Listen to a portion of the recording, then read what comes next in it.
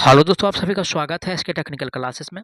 तो चलिए दोस्तों, आज बात करेंगे यूपीपीसीएल टी 2021 का प्रीवियस पेपर और 2021 का प्रीवियस पेपर का यानी कि 88 नंबर क्वेश्चन तक पिछला वीडियो में देख लिए थे।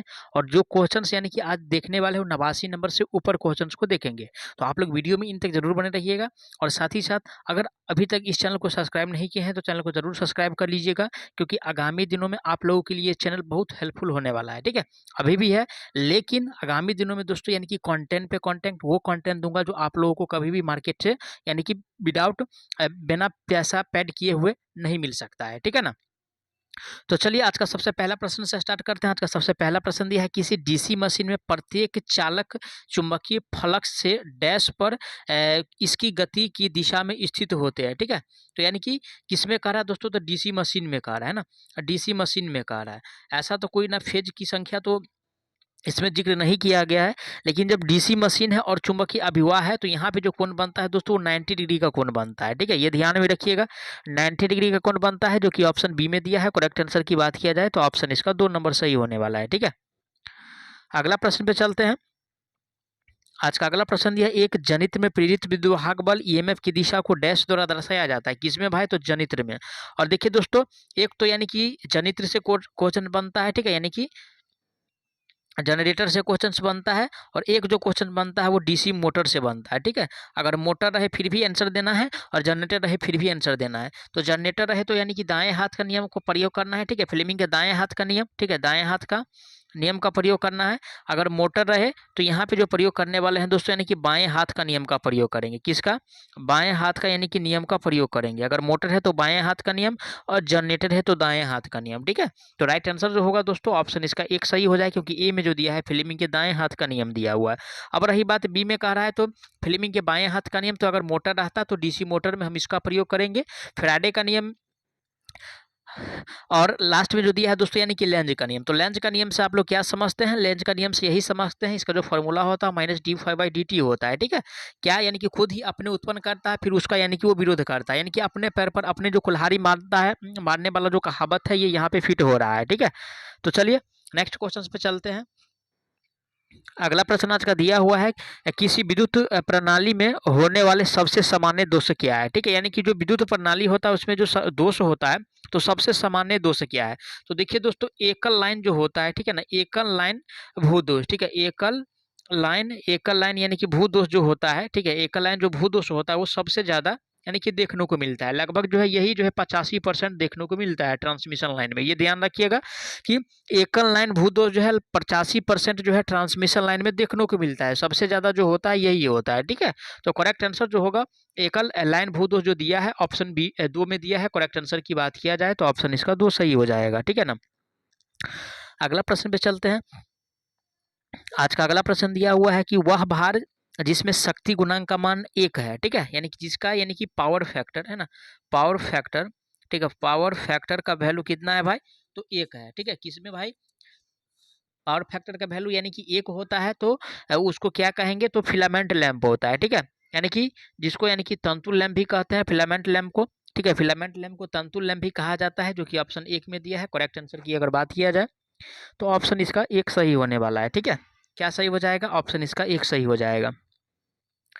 अगला प्रश्न पे चलते हैं। आज का अगला प्रश्न दिया हुआ है, ठीक है, ये छोटा सा न्यूमेरिकल है कि 60 माइक्रो एम्पियर की धारा मिली एम्पियर में कितनी होगी। ठीक है, तो इसको कितना से भाग दे देना है भाई, तो 100 से भाग दे देना है। ठीक है, क्या कह रहा है, यानी कि मिली एम्पियर में कह रहा है, क्या कह रहा है, मिली में कह रहा है। तो 60 और भागा में कितना हो जाएगा, अगर इसको अगर भाग देते हैं तो कितना हो जाएगा, फिर हो जाएगा आपको, फिर लगाएंगे तो 0, फिर दशमलव आ जाएगा, फिर एक जीरो आ जाएगा, फिर एक जीरो आ जाएगा। ठीक है, फिर एक जीरो आ जाएगा, और फिर जो है दोस्तों यानी कि एक जीरो, उसके बाद यानी कि एक छक्के यानी कि 600 आ रहा है। ठीक है, तो कितना हो जाएगा दोस्तों, तो 0 दशमलव, ठीक है, 0.06 होगा। ठीक है ना, एक जीरो जीरो यहाँ पे ज़्यादा डला गया है। ठीक है, 1000 माइक्रो का है तो माइक्रो का मतलब क्या हुआ, 10⁻³ होता है, ये ध्यान में रखिएगा। ठीक है,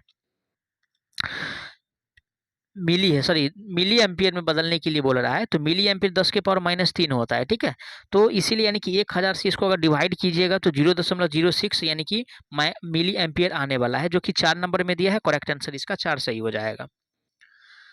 आगे बढ़ते हैं नेक्स्ट क्वेश्चन पे। आज का अगला प्रश्न दिया हुआ है, निम्नलिखित में से कौन सी डीसी जनित्र का सतत हानि नहीं है। ठीक है, सतत हानि का मतलब क्या हुआ। ठीक है, तो सतत हानि के अंतर्गत जो आएगा दोस्तों, लोह हानि आएगा। ठीक है, लोह हानि आएगा। ठीक है, तो लोह हानि तो इसमें तो कह रहा है नहीं भाई, जो नहीं है वो पहचानना है। तो ये ताम्र हानि जो है दोस्तों, ये जो है यानी कि जब चलता है तभी ये उत्पन्न होता है। ठीक है, यानी कि चलने के समय। ठीक है, चलने के समय। ठीक है, चलने के समय, चलने वक्त लिख दीजिए, चलने वक्त ये हानि देखने को मिलता है। लेकिन डीसी जनित्र में जो सतत हानि है, लो हानि भी हो जाएगा, संरक्षत्र हानि भी हो जाएगा, यांत्रिक हानि भी, ये डीसी जनित्र के सतत हानि है। लेकिन ताम्र हानि जो है यानी कि गतिकी हानि है, यानी कि ये घूमता है, जब आर्मेचर घूमता है उसी टाइम यही हानि देखने को मिलता है। करेक्ट आंसर जो होगा ऑप्शन इसका 3 सही हो जाए, क्योंकि 3 में जो दिया हुआ है ताम्र हानि दिया हुआ है। ठीक है, आगे बढ़ते हैं नेक्स्ट क्वेश्चन पे। आज का अगला प्रश्न दिया हुआ है कि परिवर्तन पर डीसी मोटर में डैश होगा। ठीक है, परिवर्तन पर डीसी मोटर में डैश होगा। तो परिवर्तन पे डीसी मोटर में निम्न प्रतिरोध होगा। क्या होगा भाई, निम्न यानी कि आर का वैल्यू होगा, जो कि ऑप्शन किस में दिया हुआ है, ऑप्शन यानी कि 2 में दिया है निम्न प्रतिरोध। तो करेक्ट आंसर जो होगा इसका निम्न प्रतिरोध सही हो जाएगा। आगे बढ़ते हैं। आज का अगला प्रश्न दिया हुआ है, किसी प्रेरणा मोटर में एक अवरोध घूर्णक परीक्षण का उपयोग डैश ज्ञात करने के लिए किया जाता है। और जब अवरोध है ना दोस्तों, जब अवरोध दिया हुआ है तो इसका जो परीक्षण किया जाता है वो चर हानि ज्ञात करने के लिए। कौन सा हानि, तो चर हानि ज्ञात के लिए इसका प्रयोग करते हैं, जो कि ऑप्शन ए में दिया है चर हानि। राइट आंसर की अगर बात किया जाए तो ऑप्शन इसका ए सही हो जाएगा। आगे बढ़ते हैं नेक्स्ट क्वेश्चन पे। ये भी न्यूमेरिकल है। ठीक है, लेकिन क्या कह रहा है, यूजली न्यूमेरिकल है। यदि 100 क्वेश्चंस, 100 नंबर क्वेश्चंस दिया हुआ है, यदि एक निस्यंदित भार धारा 10 मिली एम्पियर हो तो निम्नलिखित में से किस परिपथ में डायोड धारा 10 मिली एम्पियर होगा। ठीक है, तो देखिए ये दोनों बराबर जब कह रहा है तो अर्ध प्रत्यक्ष में होगा। ठीक है, अर्ध तरंग जो दिष्टाकारी होता है, दिष्टाकारी दो प्रकार का होता है, एक फुल तरंग दिष्टाकारी, ठीक है, और एक अर्ध तरंग दिष्टाकारी। ठीक है, तो अर्ध तरंग में यानी कि ऐसा देखने को मिलता है, जो कि ऑप्शन 3 में दिया है अर्ध तरंग। राइट आंसर जो होगा ऑप्शन इसका 3 सही हो जाएगा। ठीक है ना, आगे बढ़ते हैं नेक्स्ट क्वेश्चन पे।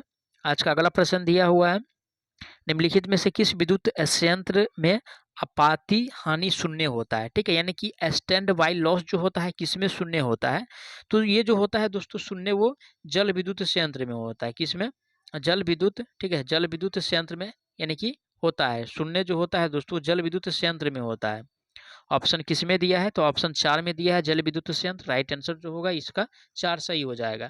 और इसमें दोस्तों अल्टरनेटर जो प्रयोग किया जाता है वो साइलेंट पोल टाइप का अल्टरनेटर प्रयोग करती है, भी ध्यान में रखिएगा। साइलेंट पोल टाइप का अल्टरनेटर प्रयोग किया जाता है, जबकि ताप विद्युत संयंत्र में जो प्रयोग करते हैं वो सैलेंडिकल पोल टाइप अल्टरनेटर। ठीक है, सैलेंडिकल पोल टाइप अल्टरनेटर प्रयोग करते हैं। ठीक है, इसका जो आरपीएम होता है दोस्तों लगभग 3000 आरपीएम तो ये घूमता है। ठीक है, 3000 आरपीएम तक घूमता है। और सैलेंट पुल जो है दोस्तों 125 से लेकर के यानी कि 1000 आरपीएम तक ये घूमता है, ये भी ध्यान में रखिएगा। यह एक तुल्यकालिक मशीन में समकोणिक अक्ष तुल्यकालिक प्रतिघात डैश का अनुपात होता है। ठीक है ना, और दोस्तों ये जो अनुपात होता है, ठीक है, मिनिमम वोल्टेज और यानी कि मैक्सिमम करंट का होता है। ठीक है, मिनिमम वोल्टेज और मैक्सिमम यानी कि करंट का होता है।